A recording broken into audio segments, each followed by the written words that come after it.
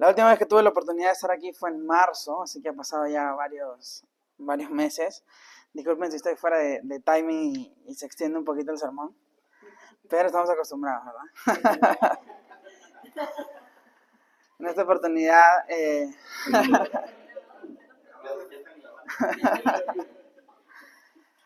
bueno, en esta oportunidad, nuestro pastor, ¿verdad? El pastor Darío no puede estar aquí, está de viaje con su esposa, mi mamá, la hermana Nancy. Están bien, gracias a Dios, siempre nos mandan ahí updates de cómo están y hoy también escribió ahí en el grupo animándonos siempre a poder venir, buscar al Señor y pasar un bonito tiempo en comunidad.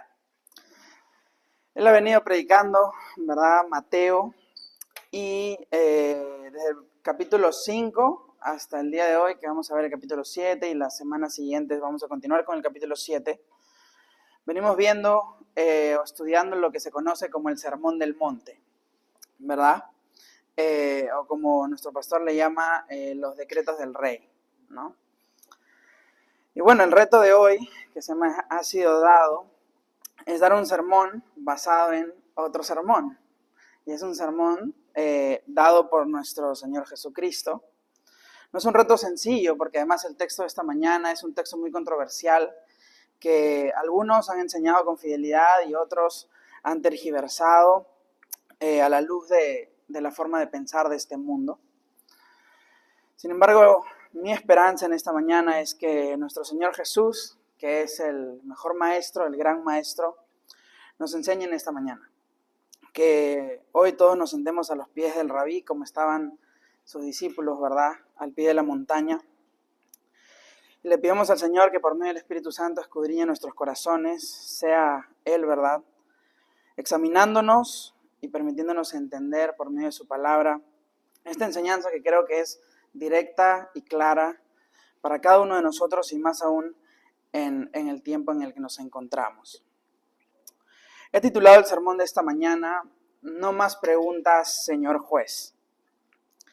No más preguntas, señor juez. Este título rápidamente quizás nos traslada, ¿verdad?, mentalmente a un tribunal. Escuchar estas palabras nos recuerdan quizás alguna serie, alguna película, ¿verdad?, o algún libro en el que de alguna forma la trama se desarrolla en un tribunal. El fiscal, ¿verdad?, o el abogado defensor llaman a un testigo a la silla y le hacen preguntas. Una vez que termina el interrogatorio, menciona estas palabras. No más preguntas, señor juez. En el texto que vamos a leer esta mañana, nuestro Dios nos confronta. Nos confronta con la realidad que de una u otra manera todos nosotros hemos osado sentarnos en el lugar de juez. Ponernos en un lugar que no nos corresponde, sino que solo le corresponde al juez justo, nuestro Dios. Y el Señor nos va a enseñar a través de su palabra que sentarnos y autoproclamarnos jueces de otros, lo único que hace es colocarnos bajo el juicio de Dios y el juicio también de las personas que nos rodean. Mi oración es que nuestro Dios nos lleve al arrepentimiento por habernos puesto en un lugar que no nos corresponde. Le pido al Señor que al final del sermón estemos listos para poder ser instrumentos en las manos del Señor para corregir de forma correcta a nuestros hermanos cuando los veamos pecar.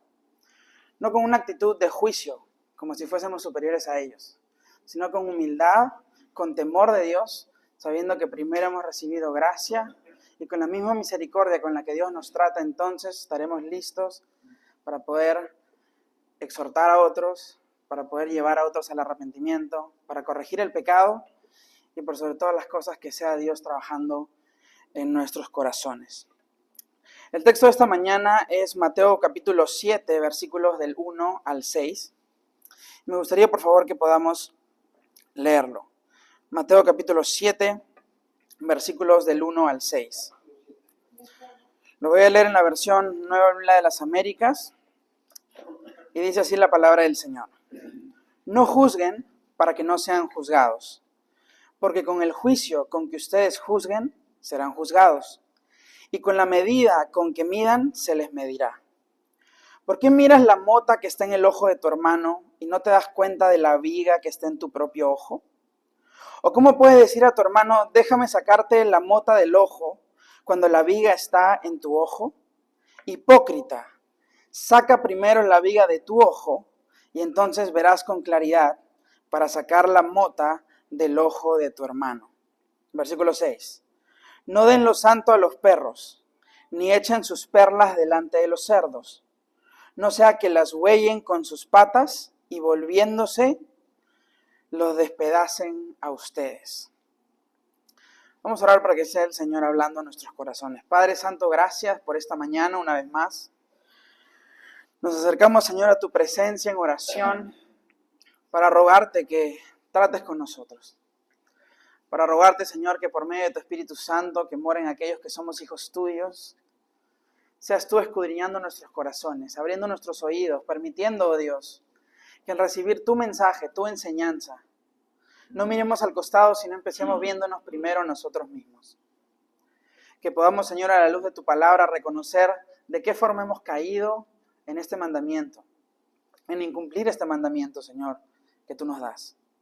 Y que por medio del arrepentimiento que podemos obtener, Señor, por tu gracia y por medio del perdón que hemos obtenido en Cristo, podamos reconciliarnos contigo nuevamente y corregir nuestra manera de vivir.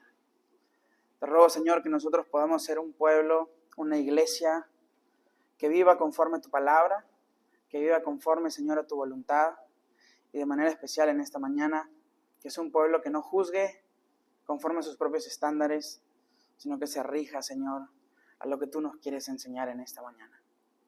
Te ruego, Padre, que tengas misericordia de mí, que voy a estar en esta mañana predicando tu palabra. Señor, te ruego que aquellas palabras o pensamientos, ideas que vengan solo de mí, sean olvidadas, pasadas por alto en esta mañana, pero que la verdad profunda, Señor, que viene de tu palabra, cale en lo más profundo de nuestros corazones, empezando por el mío. Ten misericordia, Señor, de cada uno de nosotros y ayúdanos a poder entender tu verdad y aplicarla en nuestras vidas. Gracias, Padre Santo. En el nombre de Jesús. Amén. Amén. El mandamiento del Señor es sencillo. Idea central, no juzguen. Siguiente, por favor. No juzguen. Simple, claro, directo, conciso. Nuestro Señor Jesucristo nos dice, no juzguen. Y en el resto de los versículos empieza a desarrollar esta idea. Explica por qué no hemos de juzgar, qué pasa si juzgamos, cómo es un juicio correcto, cómo es un juicio incorrecto, qué actitud tenemos que tener y cómo evitar ponernos en el lugar que no nos corresponde de juzgar a los demás. El mandamiento es muy fácil. No juzguen. El Sermón del Monte y este texto en particular es un texto, como les decía, que ha sido muy estudiado. Ha sido muy estudiado, ha sido predicado muchas veces, ha sido muy enseñado. Hay muchos libros que comentan el Sermón del Monte, que hablan al respecto. Pero justamente porque ha sido muy estudiado y muy enseñado, probablemente el sermón de Jesús o la enseñanza de Jesús que más se conoce, hemos venido estudiándolos, ¿verdad?, a lo largo de las semanas. Hay muchas cosas que saltan rápidamente a nuestra memoria. La sal, la luz, ¿verdad? Más adelante vamos a ver la casa construida sobre la roca, la casa, ¿verdad?, construida sobre la arena. No juzguen para que no sean juzgados. La paja en el ojo ajeno, la viga en nuestro ojo, que es el texto de esta mañana. Y así, ¿verdad?, un montón de enseñanzas muy familiarizadas con nosotros, o nosotros estamos muy familiarizadas con ellas. Sin embargo, al ser tan común, al ser predicado tantas veces, al estar en muchos libros, no siempre todos tienen una correcta interpretación del texto.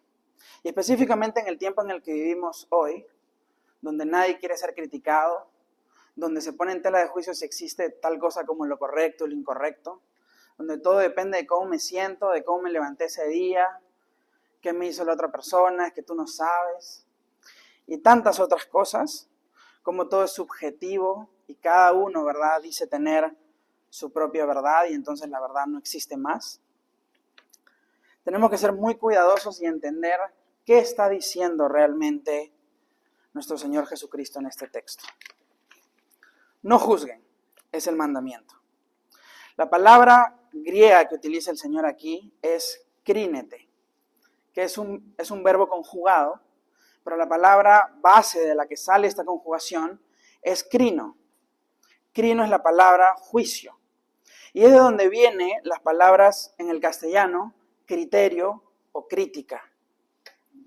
No es solo no juzguen entonces, sino que se traduciría mejor, por la forma en la que está conjugado el verbo, no estén juzgando o dejen de vivir juzgando.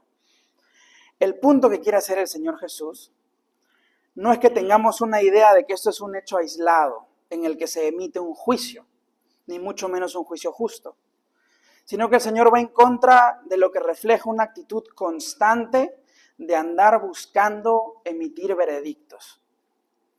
El mandamiento del Señor para nosotros al decirnos no juzguen es no vayas por la vida buscando dar veredictos. No vayas por la vida criticando. No vayas por ahí atento al primer error y entonces decir algo al respecto. No vayas pensando en tener una opinión sobre todo lo que pasa. No juzgues. La principal lucha con este texto y la razón por la que muchos han malinterpretado la enseñanza de Jesús se debe quizás a que el español no es una buena traducción directa o literal del término, porque no explica realmente. El término en griego tiene muchos significados. Si bien se traduce literalmente no juzguen, pero las implicancias de lo que Jesús está diciendo no se traduce tan bien al español. El significado real de lo que Jesús está diciendo es no seas contencioso, no adoptes una actitud condenatoria, no seas criticón, no te corresponde andar por la vida emitiendo sentencias, no debes andar por ahí buscando los errores de los demás para decir algo al respecto. No juzguen. Ese es el mandato del Señor para nosotros en esta mañana. Y vamos a estudiar a profundidad por qué. ¿Por qué el Señor dice esto? ¿Cuál es el problema con juzgar? ¿En qué pecado caemos cuando vivimos de esta manera? Más allá de desobedecer, ¿verdad?, el mandamiento directo de Dios. El pastor John MacArthur, hablando de este texto en particular, nos dice lo siguiente. No debemos juzgar porque el hombre que se autoproclama juez solo demuestra tener 3 conceptos erróneos. En primer lugar, un concepto erróneo acerca de Dios. Olvida que solo Dios es el juez justo y digno de juzgar a la humanidad. En segundo lugar, un concepto erróneo de los demás. Considera a los otros inferiores a sí mismo, olvidando que todos somos pecadores y que Dios nos juzgará con el mismo estándar a todos. Y en tercer lugar, demuestra tener un concepto erróneo de sí mismo. En lugar de quitar la viga de su propio ojo y vivir en libertad, se obsesiona con la paja del otro. Mientras crea ser perfecto, jamás podrá ser libre. Eso es lo que nuestro Señor Jesús nos está diciendo aquí. No juzguen, porque entonces te pones en el trono que no te corresponde, porque ahí es el trono del juez justo Dios. No juzgues, porque entonces tomas una actitud errónea frente a tus compañeros, frente a tus amigos, frente a tu familia, frente a tus hermanos. No juzgues, porque si vives de esa manera no vas a poder ver tus errores y no vas a poder vivir la vida abundante que Dios tiene preparado para ti. No juzguen. Pero Jesús no está diciendo entonces, como les decía, que no existe lo bueno y lo malo, que lo importante es cómo se siente la otra persona, que la doctrina y las convicciones firmes son malas o son incorrectas, ni que estamos llamados como iglesia a hacernos de la vista gorda frente al pecado alrededor nuestro. La iglesia, en cambio, está llamada a ser un baluarte de la verdad, a defender la verdad, a defender la palabra de Dios, a defender los valores de la palabra de Dios ahí donde el mundo, donde Satanás quiere destruir. A defender la familia, a defender la vida, entre otras cosas. Sin embargo, lo que el Señor Jesús sí nos está diciendo es que no debemos vivir una vida criticando a los demás. Que no debemos tomar esta postura, no de defender la verdad, sino de creernos superiores a los demás. El texto nos va a hablar más adelante que es importante primero ver hacia adentro para poder ver con claridad a los demás. Dios muestra su amor a sus hijos también usando a su iglesia para corregir el pecado y llamar al arrepentimiento. Pero para que Dios nos use como su iglesia, para este propósito, primero debemos reconocer nuestra condición delante de Él. Vimos, ¿verdad?, la primera bienaventuranza hace unas semanas atrás. Bienaventurado el pobre de espíritu, ¿verdad? Bienaventurado el que se da cuenta que está en bancarrota espiritual, y entonces se presenta a Dios así. No tengo nada, Señor. No tengo nada de qué jactarme. No tengo nada que presentar delante de ti. Necesito tu gracia. Necesito tu perdón. Necesito a Cristo para que me llene. Y entonces poder ir a cumplir la misión en la que tú, Dios, nos has llamado. Llevar tu palabra, llevar el evangelio, corregir el pecado y ser luz y sal de este mundo, como lo vimos también las semanas anteriores. Entonces el Señor nos dice, dentro de esta definición, no juzgue. Nuestro punto número 1 nos lleva al versículo 1 y 2. Lo he titulado, hacemos de la vida un tribunal. Cuando juzgamos a otros, hacemos de nuestras vidas un tribunal. No juzguen, es el mandato del Señor. Y continúa el texto, para que no sean juzgados. ¿Juzgados por quién? Juzgados por Dios y por los demás. Con el juicio con que ustedes juzguen y con la medida con la que midan, serán juzgados y medidos. ¿Por quién? Por Dios y por los demás. Esta enseñanza del Señor Jesús tiene dos aspectos fundamentales, dos direcciones. El pecado de juzgar a otros y vivir con esta actitud de crítica constante frente a los demás, de sentarnos y ponernos en el lugar de jueces y criticar a los demás, tiene una dirección vertical en la que ofendemos directamente a Dios y eso trae consecuencias. Pero también tiene una dirección horizontal en la que rompemos nuestras relaciones con las personas a nuestro alrededor y generamos un ambiente de tribunal en nuestras vidas. En el aspecto vertical, Santiago 4, del 11 al 12, nos dice lo siguiente. Hermanos, no hablen mal los unos de los otros. El que habla mal de un hermano o juzga a su hermano, critica, habla mal de la ley y juzga la ley. Pero si juzgas a la ley, no eres cumplidor de la ley, sino juez de ella. Solo hay un legislador y juez, que es poderoso para salvar y para destruir. Pero tú, ¿quién eres que juzgas a tu prójimo? Solo hay un legislador y juez, Dios Todopoderoso. Ninguno de nosotros escribió la ley divina de Dios porque está escrito conforme a su propio ADN, conforme a quién es Él, conforme a su carácter. Todo lo que es pecaminoso es porque es contrario al carácter de Dios. Es contrario a quien Él es. Él es entonces quien escribió la ley. Él es quien se dio a conocer y se reveló y entonces mostró que todo lo que no es Dios y no es conforme al carácter de Dios es pecado.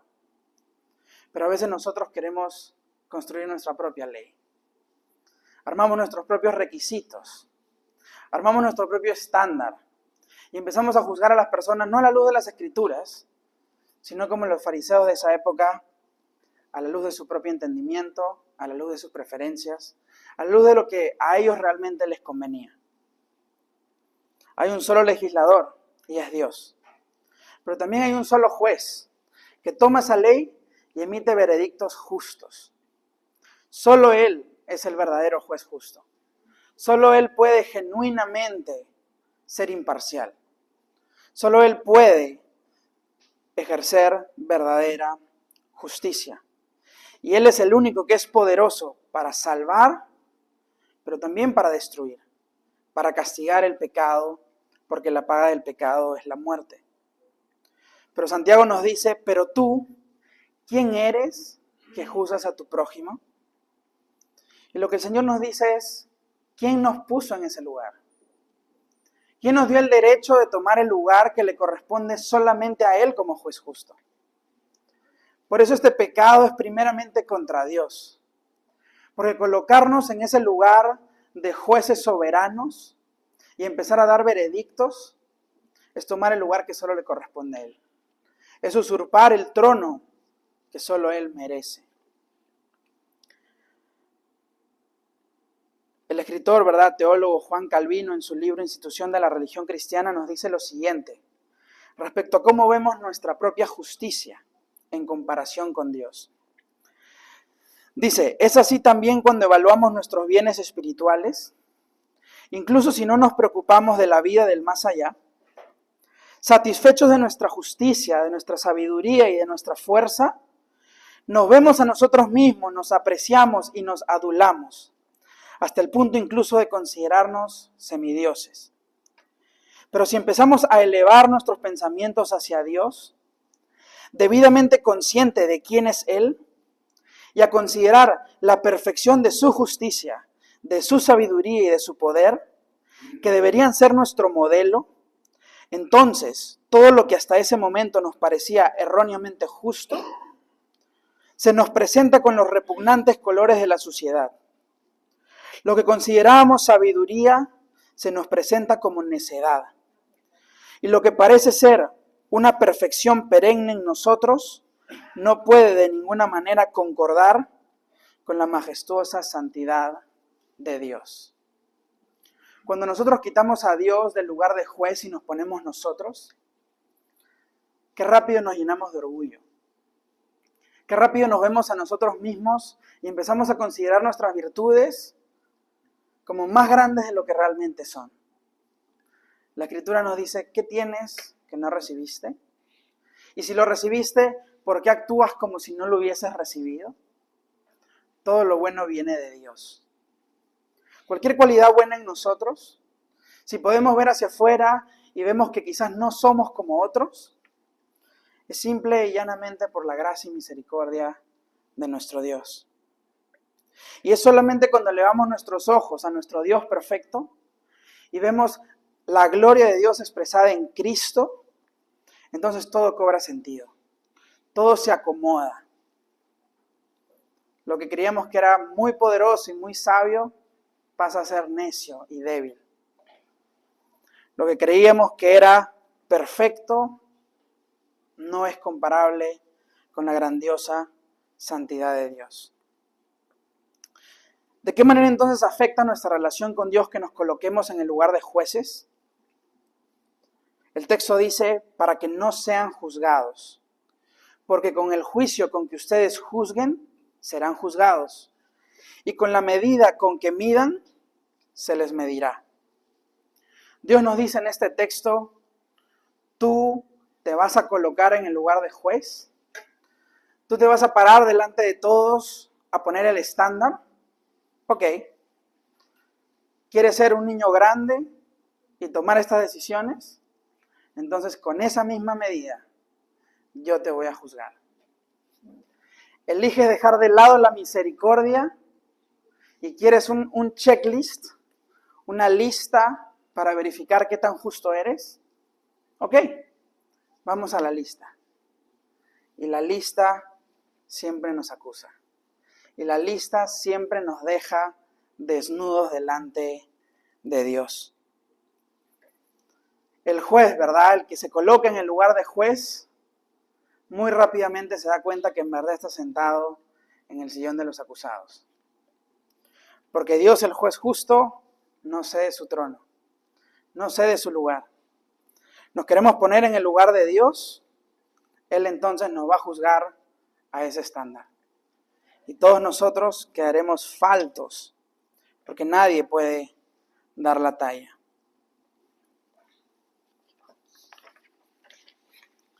Pero eso también tiene un orden horizontal. El andar por ahí juzgando a las personas, tomando un lugar, ¿verdad?, criticando y emitiendo veredictos frente a las demás personas sobre su actuar, sobre su vida, impacta también nuestras relaciones interpersonales. No sé cuántos de ustedes conocen o han luchado ustedes mismos con la crítica. Yo personalmente soy una persona que constantemente está insatisfecho. Y entonces siempre hay algo que mejorar, siempre hay algo que cambiar.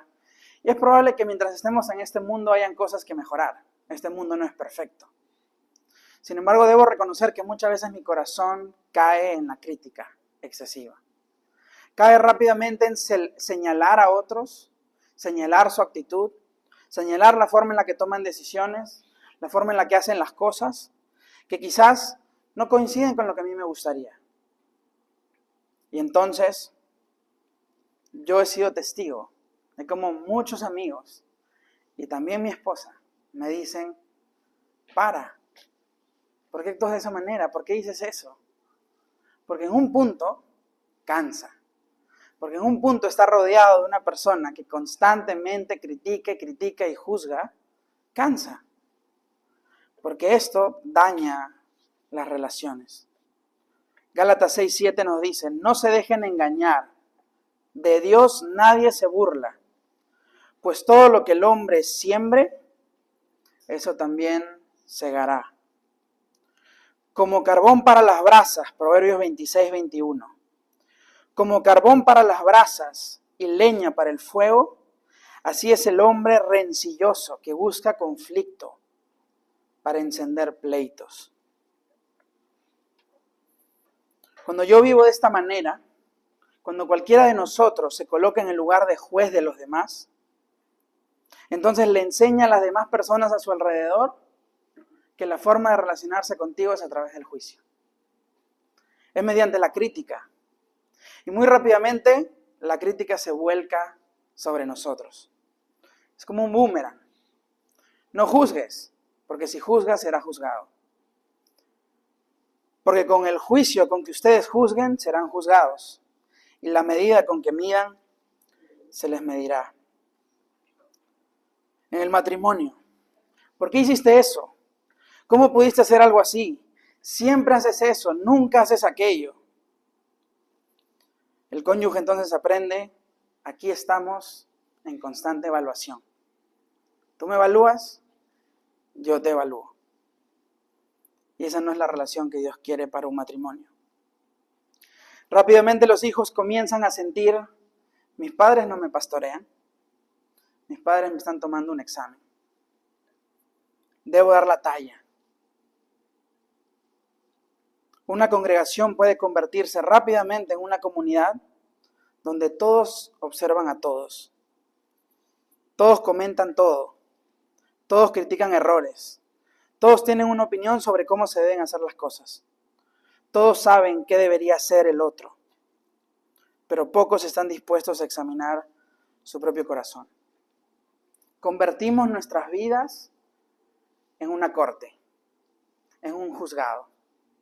Constantemente juzgando a otros y por ende siendo juzgados por Dios y por los demás. Mientras hacía el estudio para preparar este sermón, encontré una investigación bastante relevante. En verdad son dos estudios diferentes, uno realizado en nuestro país y otro en Australia. Un estudio peruano publicado por la revista peruana de Medicina Experimental y Salud Pública examinó a 287 magistrados de Lima, 149 jueces y 138 fiscales, seleccionados de una población total de 1.137 magistrados. Los resultados mostraron cosas realmente impactantes. En comparación con personas que tienen otros trabajos, estos magistrados presentan 4.9 veces más probabilidades de sufrir depresión, 8.5 veces más probabilidades de experimentar ansiedad grave. El 62% de los magistrados evaluados reportaron tener experiencias de estrés elevado la semana previa al examen. Un estudio similar realizado en Australia, donde el sistema quizás es mejor que aquí, analizó a 152 jueces y magistrados de 5 tribunales diferentes. Los resultados mostraron que el 52.9% tenía niveles de estrés psicológicos entre moderados y muy altos. Y el 72.5% de estudiados presentó indicadores de algún nivel de riesgo de burnout o cansancio extremo por su trabajo, en al menos una de las dimensiones estudiadas. Estaban al borde del colapso. El 30.4% se encontraba con niveles moderados o severos de estrés, suficientemente elevados como para justificar una evaluación de síndrome de estrés postraumático. Trauma secundario por la labor que realizan.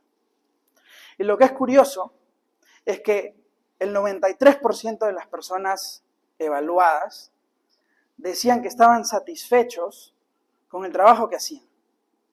Sentían que hacían justicia. Creían que daban un valor a la sociedad. Y seguramente es cierto.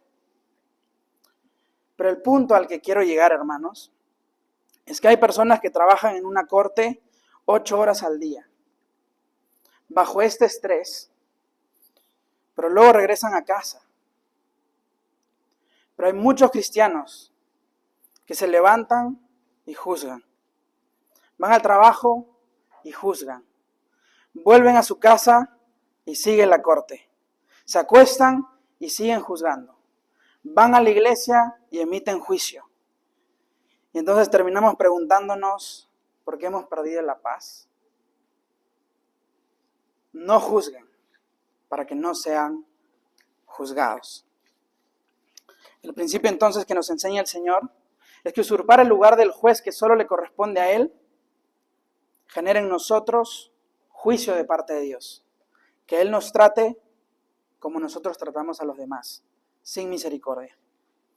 El que va por la vida criticando a los demás desde una posición que no le corresponde, emite opiniones, da veredictos, pero crea a su alrededor un clima de crítica que daña constantemente sus relaciones.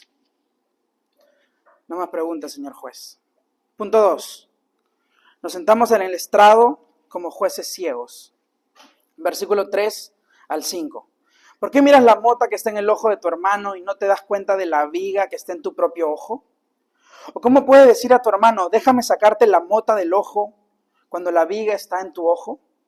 Hipócrita, saca primero la viga de tu ojo y entonces verás con claridad para sacar la mota del ojo de tu hermano.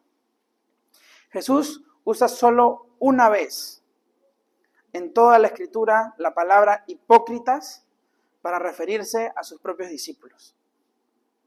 Todas las demás veces es contra las autoridades religiosas. Los fariseos, los escribas, los publicanos, ¿verdad? Los saduceos.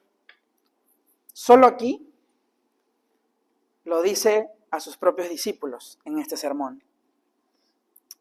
Nuestro Señor sabía que ante este pecado había que hacer un alto y llamar las cosas por su nombre. Cuando pretendemos ser jueces, en verdad somos jueces ciegos. El juez ciego no es como Cristo. Cristo, el juez justo, no vino a condenar al mundo, sino vino a salvarlo. Cristo, el perfecto, cuando estaba en la cruz, oró por aquellos que lo habían colgado. Padre, perdónalos, porque no saben lo que hacen. El juez justo, Cristo, nos dio un ejemplo de vida muy diferente al que menciona este texto. Vivir prefiriendo a los demás por sobre nosotros. Y nuevamente, el pecado aquí no es señalar aquello que a Dios no le agrada y que va contra su carácter. El pecado aquí es el orgullo y la hipocresía de, siendo ciegos, pretender examinar la vista de los demás. Y la figura para nosotros, ¿verdad?, es muy conocida, muy común, pero cuando se dijo por primera vez, cuando la dijo el Señor Jesús, es probable que haya generado un par de risas en la gente. ¿Cómo que una columna de madera de este tamaño va a estar atravesado en mi ojo? ¿Y cómo es que alguien con una columna de este tamaño puede ir a ver un pedacito de aserrín en el ojo ajeno? Por eso el Señor dice, hipócrita, saca primero la viga que tienes en tu ojo y entonces verás con claridad para sacar la mota del ojo de tu hermano. No te dicen, no saques la mota del ojo de tu hermano. Te dice, para hacerlo, necesitas ver con claridad. Y para ver con claridad, primero saca la viga, el tronco, la columna de madera que tienes en tu ojo. El ejemplo es absurdo, ridículo. Pero Jesús, el buen maestro, nos da una enseñanza clara, con una ilustración ineludible. Nadie puede ver nada si tiene un palo atravesado en la cabeza. El Evangelio de Cristo requiere que veamos nuestro pecado primero. Una fiel predicación que salva, que va a buscar al pecador para que se arrepienta, no va solamente a señalar el pecado, sino que muestra también la gracia y el perdón del Evangelio de Cristo. Hemos visto muchas veces en internet predicadores en cuya boca solo hay juicio. Ustedes hacen esto, ustedes hacen lo otro, ustedes son así, son asá.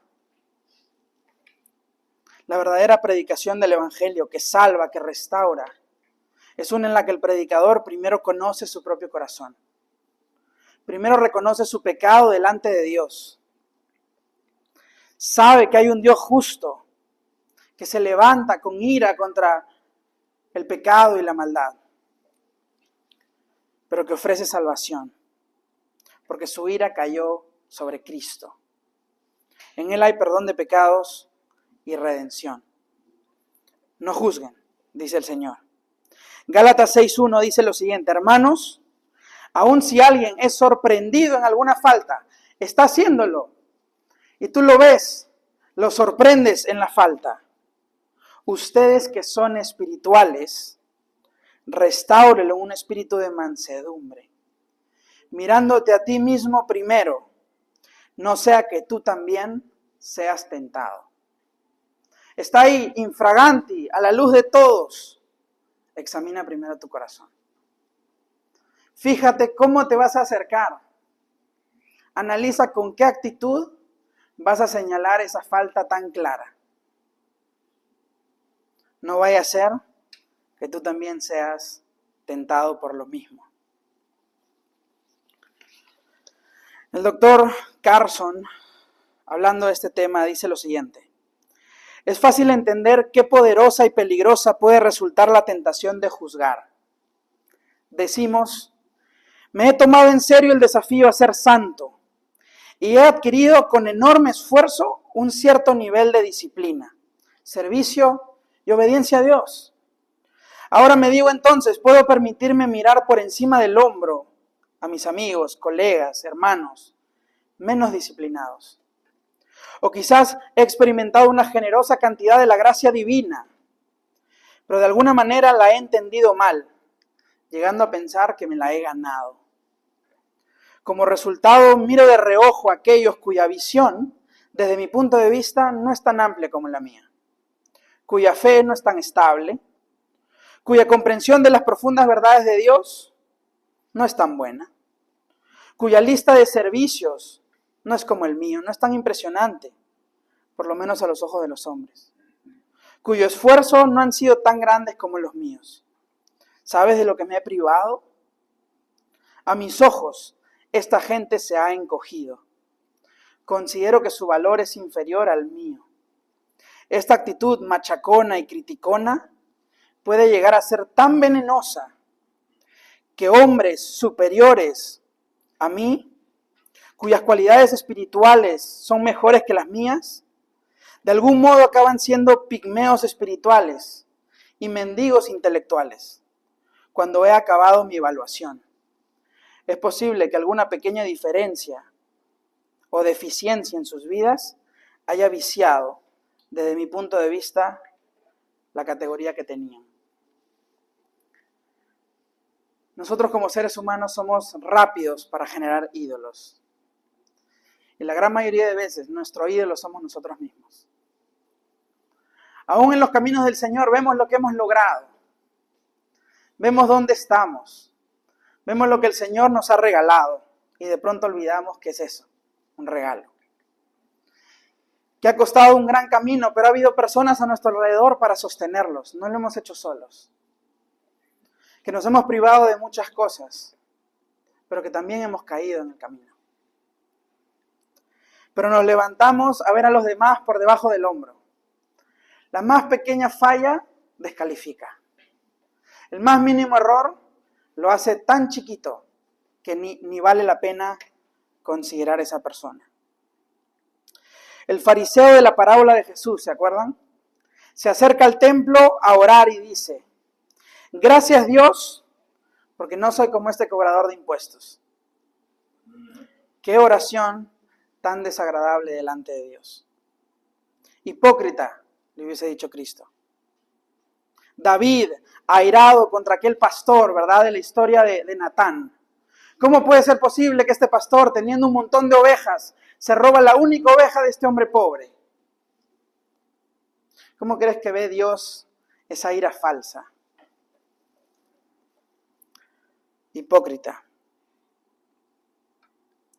Qué ira tan injusta, sucia, cobarde, tan lejana de la verdadera ira justa de Dios frente al pecado. Hipócrita, le hubiese dicho Cristo. ¿A quién se acerca el Señor entonces? No es al fariseo que ora, gracias porque no soy como él, sino es al publicano que no puede ni levantar su rostro de lo arrepentido que está. Perdón, Señor, perdóname, perdóname, perdóname. A ese escuchó el Señor esa mañana. No al David, ¿verdad?, airado, ¿cómo puede ser posible? Sino al David que cuando es confrontado con su pecado y Natán le dice, ese eres tú, cae rendido a los pies del Señor, humillado y arrepentido por lo que había hecho. Dios se opone al orgulloso, pero da gracia al humilde. Toca el cherry de la semana. Siempre que predico traigo un libro.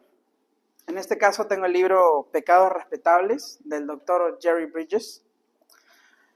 Este libro es un libro muy interesante. Lo empecé a leer creo que fue el año pasado. Y sé que algunos de ustedes también lo han leído. Este libro habla de aquellas cosas, aquellos pecados que en la iglesia hemos aceptado. Que en la iglesia los respetamos.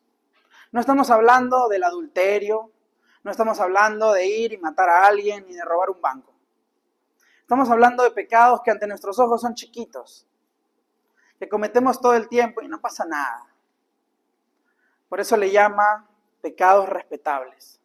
No porque exista tal cosa como un pecado que deba ser respetado, sino porque en la iglesia se ha pasado por alto, se ha considerado como no tan grave una lista de pecados.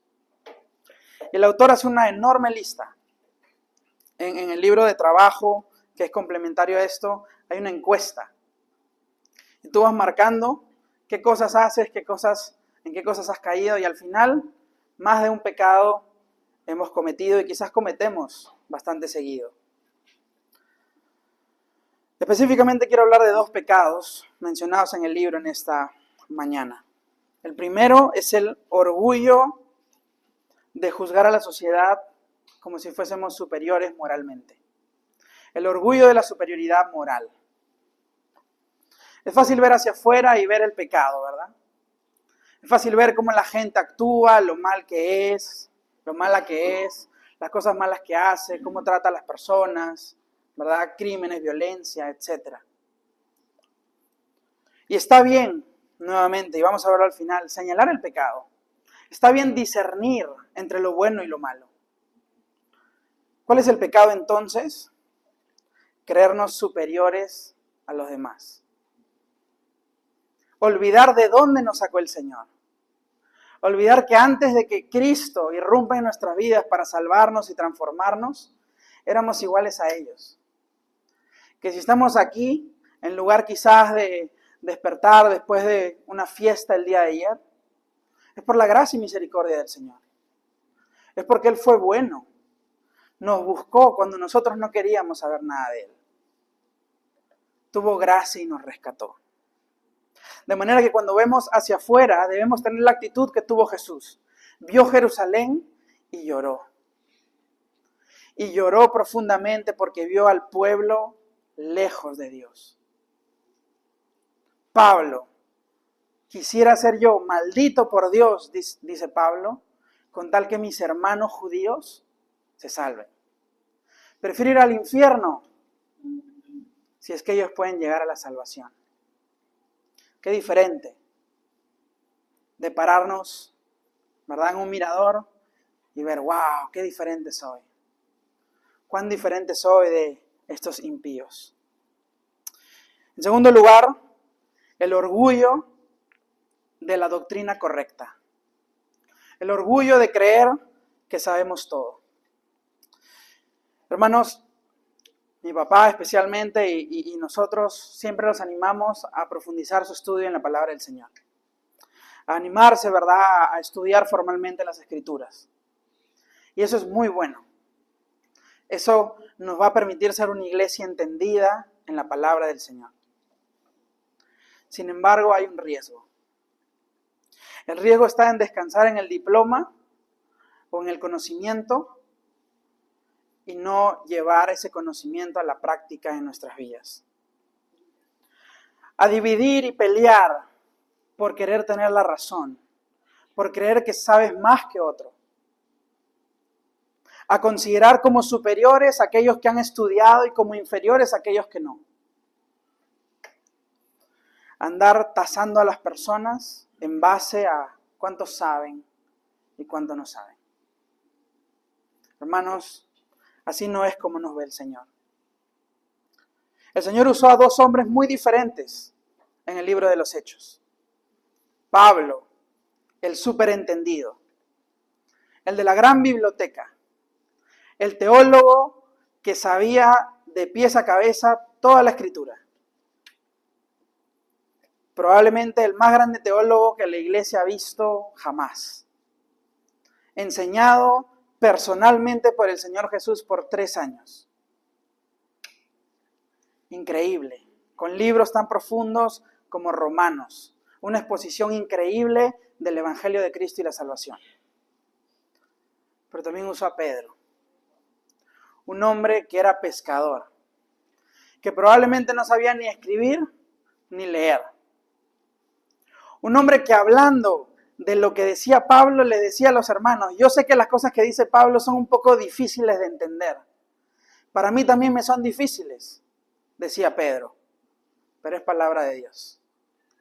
Habían cosas que decía Pablo que Pedro no entendía, no terminaba de entender por la complejidad doctrinal que tenía Pablo. Quizás nos hemos topado con eso, leer la Escritura y a veces vemos cosas que son difíciles de entender, complejas. Pero ¿saben? Pablo una vez viajó a Jerusalén y se reunió con Pedro y con Juan. Y les dijo, esto es lo que estoy enseñando. ¿Lo aprueban? Y Pedro y Juan le dijeron, sí, pero corrige aquí y corrige acá. Y Pablo lo escribió y dijo, fui, hablé y me corrigieron en esto y en esto. Eso es humildad, hermanos. Eso es, aunque sé más, aunque tengo una teología más desarrollada, aunque yo leí muchos libros y él quizás no sabe leer, yo me someto porque la autoridad es dada por Dios y no nos la ganamos nosotros mismos. Que el conocimiento de Dios nos lleve a transformar nuestras vidas y no a llenarnos de orgullo y criticar a otros. Por eso recomendamos los centros de estudios que recomendamos. Porque ahí no solamente nos dan conocimiento, sino que nos retan constantemente a aplicarlo a nuestras vidas.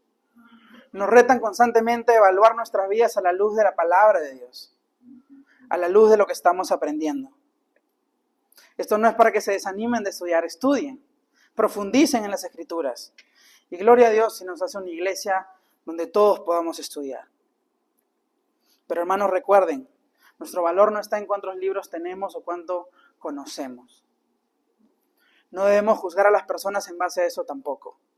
Y si un día hay una discrepancia con otra persona, otro hermano, tengamos la humildad suficiente de ir juntos a la Escritura y ver que la palabra nos enseña a los dos.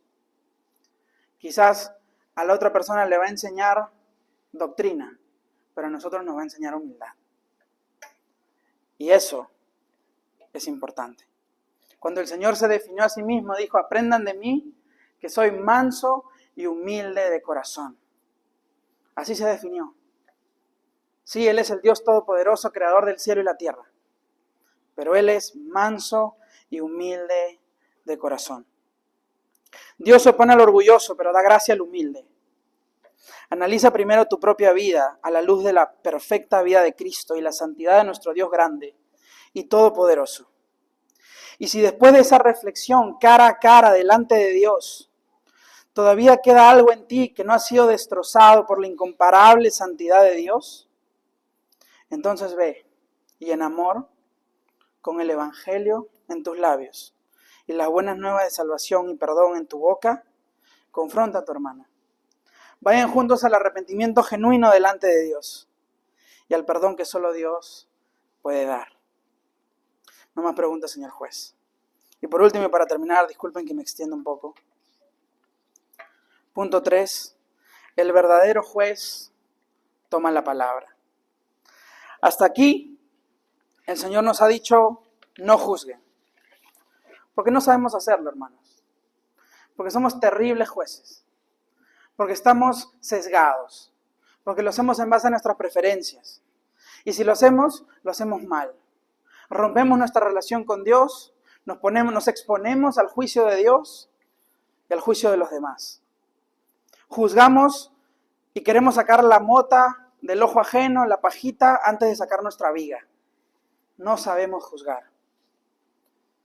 Pero ahora el verdadero juez toma la palabra y nos dice lo siguiente. No den lo santo a los perros, ni echen sus perlas delante de los cerdos. No sea que las huellen con sus patas y volviéndose los despedacen a ustedes. Aquí el Señor hace un llamado y nos enseña cómo debemos actuar con aquella verdad valiosa que Él nos ha dado. Nos dice, no juzguen, analicen su corazón. Pero ahora también nos va a decir, yo les he dado una perla preciosa. Esa perla preciosa es mi verdad. Esa perla preciosa es el Evangelio. Esa perla preciosa es la Escritura. Esa perla preciosa es el tiempo y las fuerzas que te doy en esta vida.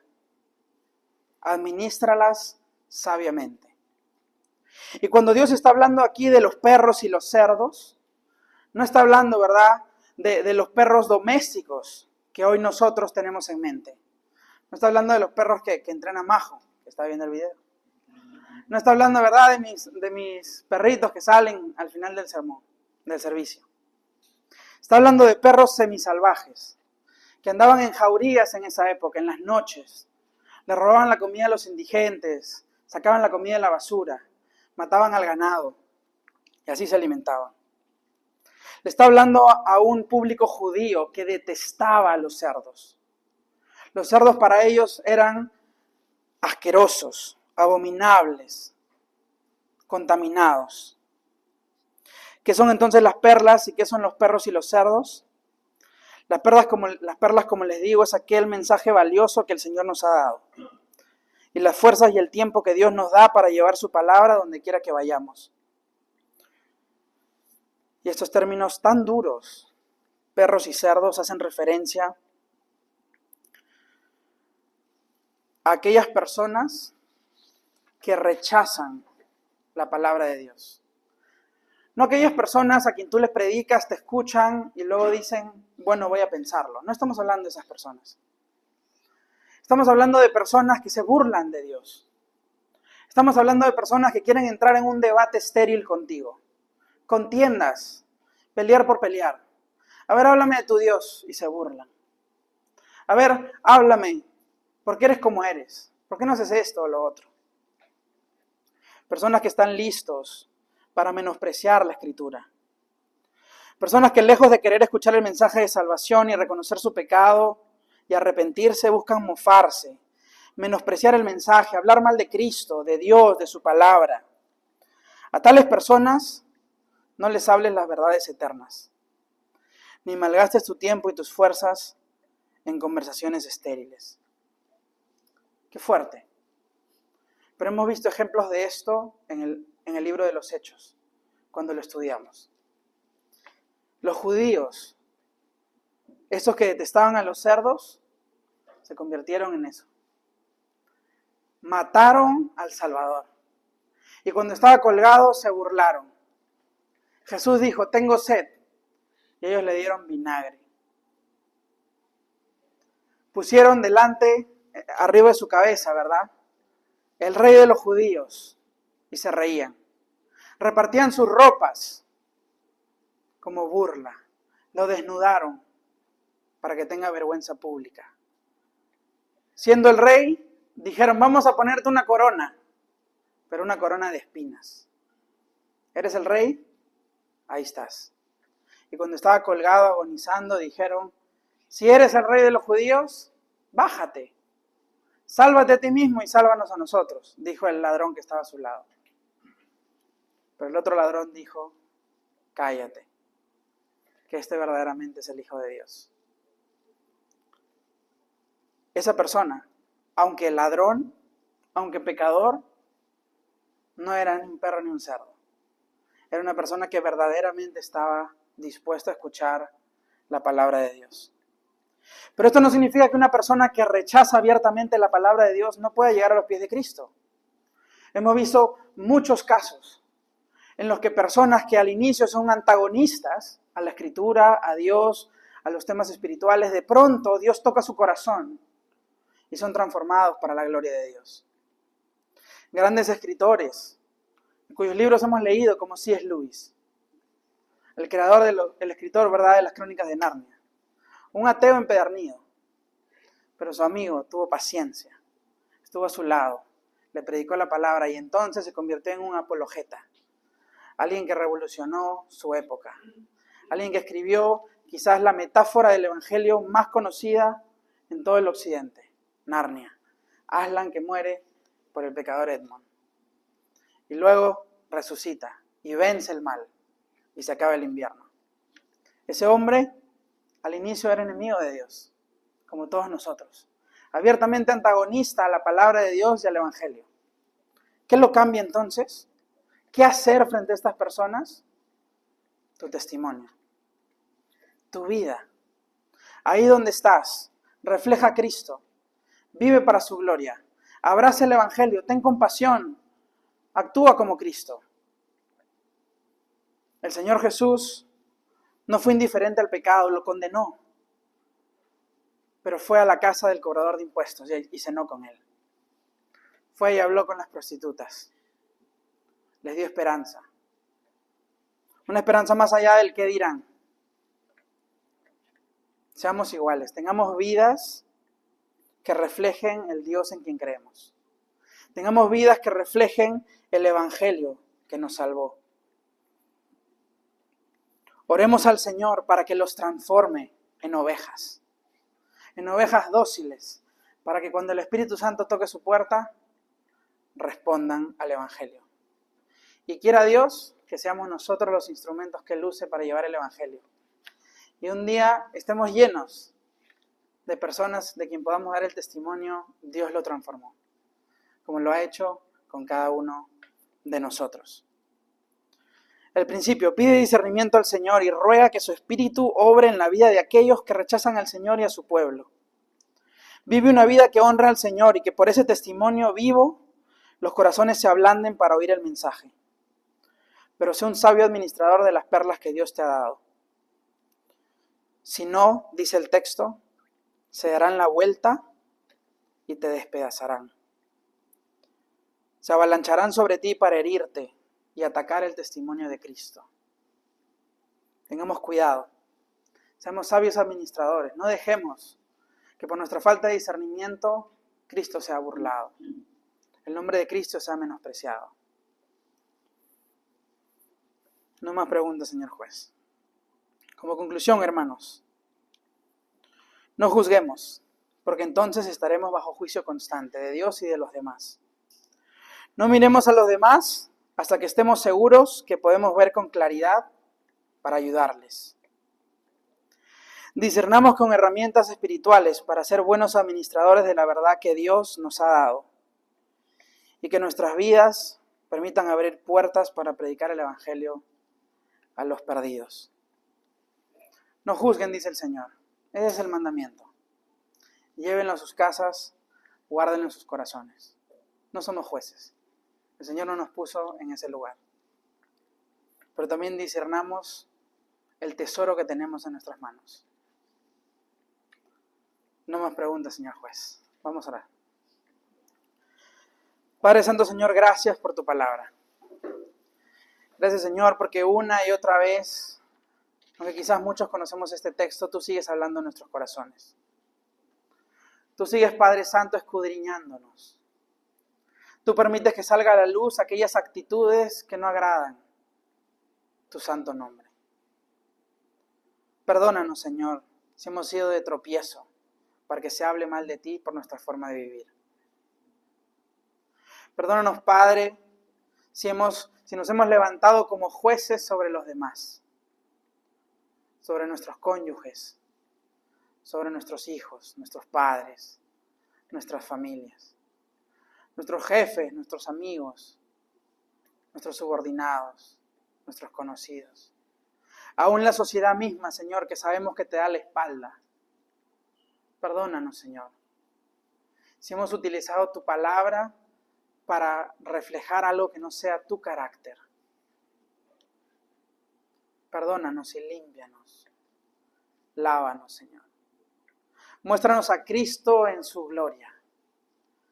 Muéstranos, Señor, Dios encarnado, Cristo Jesús, quien vivió una vida perfecta, quien siendo Dios sin pecado, juez justo, no vino a condenar al mundo, sino a traer salvación. Ayúdanos, Señor, a ser como Él.